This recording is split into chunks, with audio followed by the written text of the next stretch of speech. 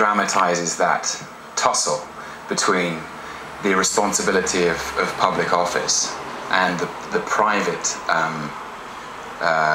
almost torment of personal accountability very well. There's one of my favourite lines from the play is when, on the eve of Agincourt, Henry V,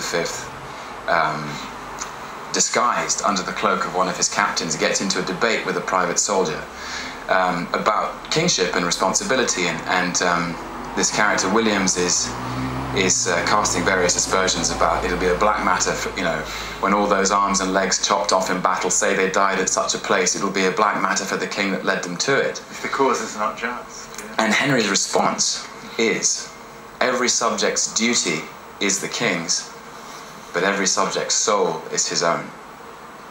Now, how do you think? I mean, you've just played it now for this BBC series.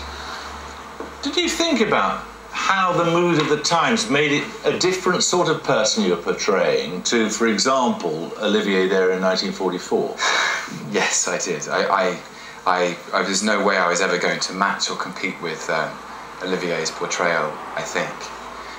I think because Thea Sharrock and I discussed this a lot, in that I think our society, I think we don't trust rhetoric in the same way, and we're all used to seeing... This is interesting, because Dominic Sambrook, in that piece there that Stephen Smith did, talking about society now, we are not willing to indulge a belief in the magical properties of leaders in the way that perhaps some previous generations were, or we think they were. Do you get that sense? Also, previous generations, I should just say, the thing about Henry V which distinguishes him from contemporary leaders is that the men and women in the highest positions of power were also the men and women physically leading their armies to battle.